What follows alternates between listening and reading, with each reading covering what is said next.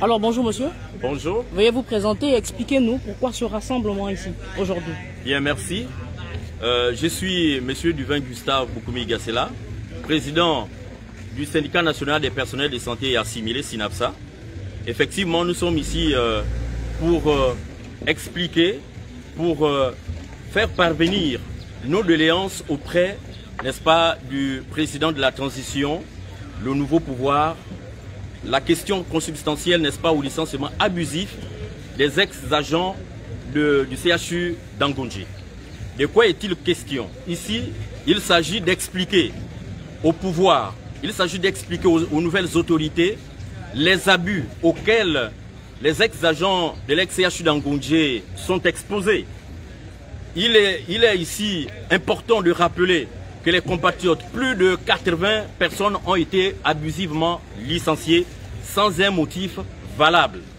Et les ex-dirigeants de cette structure, prétextant que la structure devait être transférée à la santé militaire, ont trouvé une idée malsaine de les mettre en touche, sans pourtant protéger ces compatriotes-là, sans pourtant mettre en place un plan social. Mais quel est le problème? Ou quels sont les problèmes auxquels ils sont confrontés aujourd'hui? Premièrement, vous avez la question liée au non-accès aux soins par la couverture de la CNAMGS, simplement parce qu'ils ne sont pas licenciés. Le licenciement n'était pas légal. Et à côté de cela, au regard de la loi, nous avions engagé un certain nombre de démarches conformément à la loi. Nous avions touché l'inspection générale du travail, qui a fait le travail à son niveau. Nous avions été envoyés au tribunal du travail également, qui a fait son travail au-delà de toutes les déviances qu'on a pu rencontrer sur cette question. Donc aujourd'hui, nous sommes là pour réclamer les droits des compatriotes qui sont ici. Nous voulons que leurs droits soient payés. Nous voulons également que ces compatriotes soient redéployés. Parce que ce sont des techniciens. Ils ont des métiers. Il y a des infirmiers. Nous avons des chauffeurs, des plombiers, des électriciens, tout le monde. Alors, nous demandons humblement et nous attirons l'attention des nouvelles autorités afin que ces compatriotes soient pris en compte, afin qu'ils soient redéployés pour que ces familles puissent retrouver effectivement la stabilité sociale. Et c'est ça d'ailleurs notre souhait aujourd'hui. Si je ne me trompe pas, c'est une situation qui perdure de 5 ans environ. Justement, quelles sont les différentes démarches qui ont été entreprises? Effectivement, il y a approximativement 5 ans que ce problème dure. Et les problèmes auxquels ils sont confrontés aujourd'hui, c'est la précarité. Les compatriotes sont exposés à tout danger de maladie, faute de moyens. Parce que lorsque vous avez un emploi, lorsque vous êtes couvert par une assurance comme la CNAMGS, parce qu'ils n'ont pas de possibilité d'être immatriculés à la CNAMGS, parce que la CNAMGS dit clairement que vous n'êtes pas licencié, vous n'avez aucun document qui nous permettrait effectivement de vous reconsidérer comme étant des assurés CNAMGS. Donc il y a déjà cette difficulté à rentrer en possession, n'est-ce pas, de la carte CNAMGS. Simplement parce qu'ils n'ont aucun document qui prouve qu'ils ont été licenciés. Et pendant 5 ans, qu'est-ce que vous avez fait pour revendiquer vos droits? Effectivement, pendant les 5 ans, nous avions touché plusieurs organes. Nous avions écrit à l'ex-présidence de la République qui nous avait reçus et qui nous avait toujours donné des rendez-vous et rien n'a été fait par la suite. Nous avions également touché la primature, notamment au Souka, et cette dame également nous donnait plusieurs rendez-vous et par la fin, nous n'avions reçu rien du tout. Nous avions également touché l'ex-premier ministre déchu, M. Alain-Claude Bilibinze. Lui, évidemment, qui n'a pas eu nécessairement du temps pour pouvoir traiter de cette question, mais nous avions touché pas mal, n'est-ce pas, d'autorités pouvant nous aider dans ce dossier-là. Et effectivement aussi le tribunal. Mais au niveau du tribunal, il faut déjà noter qu'il y a eu, on pourrait dire approximativement un complot. Parce qu'on ne peut pas à la fois être juge et partie. Parce que la greffière en chef qui traitait notre dossier intervenait dans le cabinet Maître Oma. Ce qui fait que les résultats ou l'audience qui devait nous exposer sur le face-à-face s'est fait sans nous, évidemment. Nous nous sommes allés, j'ai réclamé pour réactualiser la date d'audience. effectivement, c'est ce jour-là même qu'on me laisse entendre que les résultats ont été déjà donnés. L'audience était déjà vraiment presque passée. Alors que moi, j'étais ce jour-là au niveau du tribunal du travail et l'ex-CHU d'Angoche n'était pas convoqué. Voilà en quelque sorte un peu les écueils. Sinon, quelques difficultés que nous avions eues dans le cadre de ce dossier, et surtout du côté, n'est-ce pas, du tribunal du travail. Alors madame, est-ce que vous pouvez nous raconter un tout petit peu, 5 ans sans emploi, comment vous avez fait?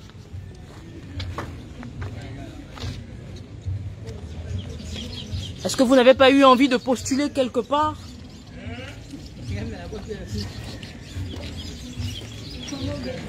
Oui, bonjour. Bien, moi je suis Ngwe Bitando, épouse au carré. 5 ans de chômage, c'est avec les larmes aux yeux. Je viens m'adresser au président de la transition, son excellence M. Brice Clotaire Oligui. Vraiment, c'est pas la joie. 5 ans, c'est priver des citoyens de leur liberté. Et donc, c'est pas chose facile. Les pères, des mères de famille que nous sommes. Moi, personnellement, j'en ai 13 gosses. Pour certains, c'est des familles élargies qui ont dû repartir en famille avec ce licenciement abusif. Chose qui est injuste. Donc, c'est vraiment, les mots me manquent. C'est injuste. On demande vraiment la justice.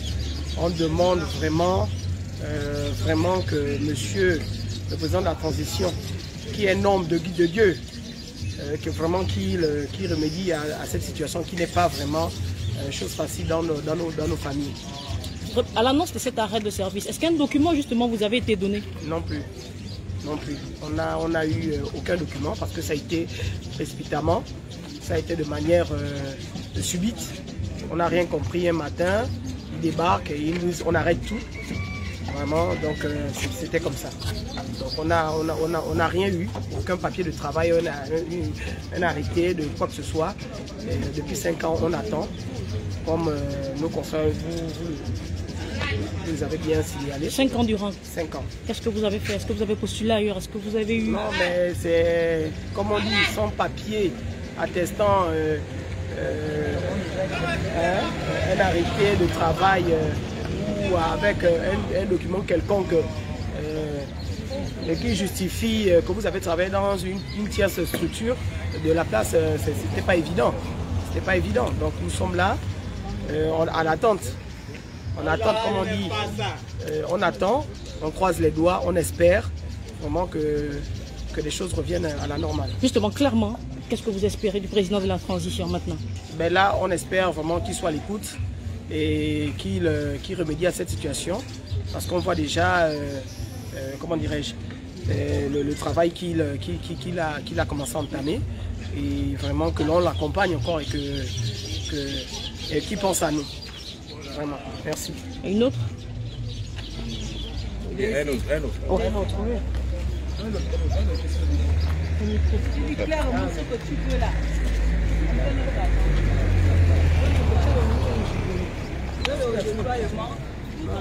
Monsieur, bonjour. Bonjour. Je suis Monsieur Mbankogé, ancien ambulancier et agent de liaison à la direction financière du CHU d'Angoche, l'ex. J'aimerais juste renchérir dans l'ordre des choses. Quelques instants avant que nous arrêtons le travail ou quelques mois avant, on avait des rumeurs qui disaient que les militaires devaient récupérer le CHU d'Angoche. Nous étions très sceptiques et même dans nos couloirs, parce que nous on fréquentait les chefs, où certains sont même allés voir le président déchu pour dire que mais on ne peut pas enlever les civils pour mettre les militaires. Comment ça? Oh, c'était pas possible. Oh non, les militaires vont travailler qu'avec les civils. C'est tout ce qu'on entend dans les couloirs. Et après, subitement, on dit non, on arrête le boulot.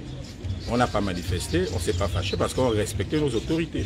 Et pourtant, on pouvait faire le boucan. Mais on les a tous respectés. On a fait une première réunion où on nous faisait comprendre que les militaires vont nous garder. La mer devenant permanente. On avait espoir. Donc voilà pourquoi on n'a pas manifesté. La seconde réunion, on a fait la réunion avec les militaires. On pose la question aux militaires, comment on va faire? Est-ce que vous nous gardez? Les militaires nous font comprendre qu'ils ne peuvent pas nous garder parce qu'il n'y a pas l'argent dans les caisses. Vous êtes adressé au ministère de la Santé ou... Pas au ministère, on s'est adressé au personnel militaire qui a récupéré l'hôpital. Vous faites quoi de nous? Ils disent qu'ils ne peuvent pas nous garder parce qu'il n'y a pas d'argent. Vous payez la main-d'œuvre non permanente. Bien avant, on avait posé la question aussi à nos dirigeants pour dire, mais est-ce qu'on va rester main-d'œuvre non permanente éternellement? Quelqu'un a fait 6 ans, il reste une main-d'œuvre non permanente. Dans tout ça, il y a des gens qui sont venus après nous, qui ont été basculés crédit délégué. Moi, j'ai fait 6 ans, il y a des gens qui sont venus 2 ans ou 3 ans après, on les a mis crédit délégué. Est-ce que c'est normal? Même si ne faut pas se fâcher, on a supporté. Là, on fait les bricoles. Il y a certains qui cherchent du boulot, c'est des prestations, c'est des marchés, tout ça, mais pas de boulot fixe. On est en train d'avoisiner les 50 ans, on fait comment? Quoi? On s'est mal comporté, on a mal fait de respecter nos dirigeants, ou bien? Est-ce que c'est normal comme ça? Beaucoup sont même morts. On n'a pas gain de cause. Quelles sont les difficultés que vous avez rencontrées? Les difficultés d'abord au début, c'est Dieu merci que j'ai une femme qui est consciente, qui est réelle, qui m'a supporté comme ça, qui m'a aidé. Et puis jusqu'à présent, j'essaie de me débrouiller. Je ne vais pas dire que je ne fais rien, que j'attends les solutions ou quoi, non. Mais je me débrouille parce que déjà je suis chauffeur, j'ai mon permis qui m'aide à survenir à mes besoins. Je paye l'école de mes enfants. Mais ce n'est pas facile. Je n'arrive pas à me marier parce que je n'ai pas une situation stable. Si encore, il nous redéploie, ou il nous promet, ou bien que le président Oligui essaye de trouver des solutions, de nous aider par rapport à ça, on ne va pas l'accuser, ce n'est pas lui qui est à l'origine de ça. Mais s'il peut nous aider, ce sera une bonne chose pour nous. Merci, monsieur. Merci.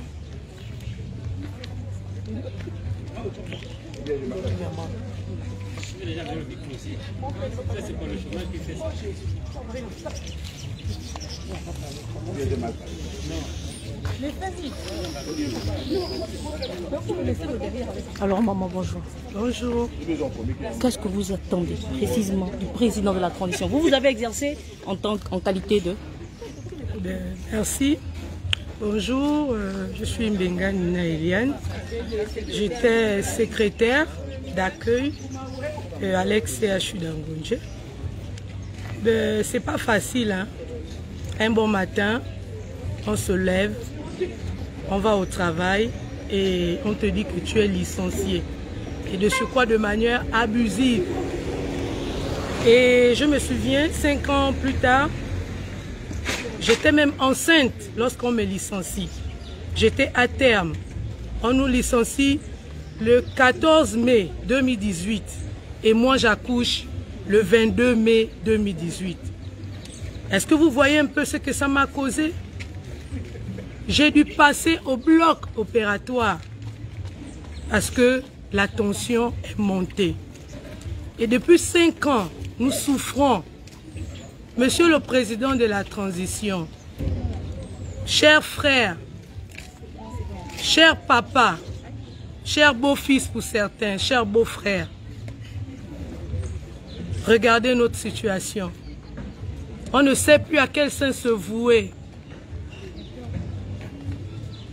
Actuellement, nous sommes en deuil. On a une qui vient de décéder, le corps sort demain, faute de moyens. Elle n'a pas pu se prendre en charge. Papa Oligui, est-ce que nous ne sommes pas des Gabonaises et des Gabonais? Est-ce qu'on a un autre pays de réchange?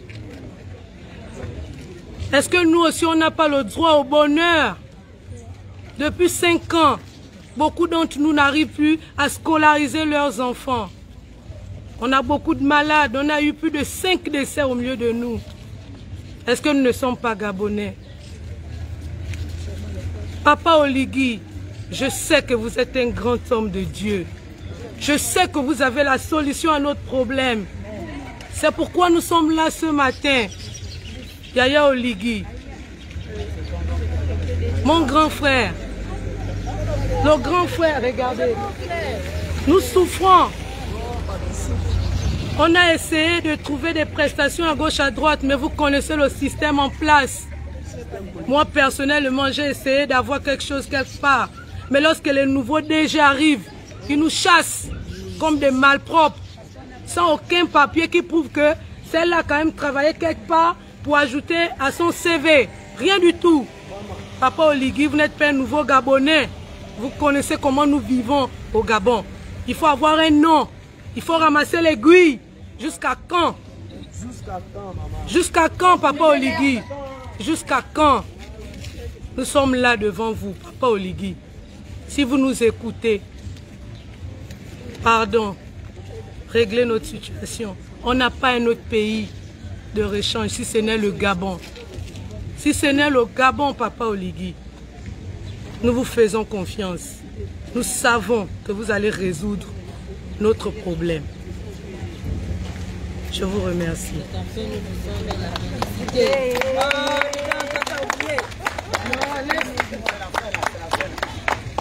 Bon.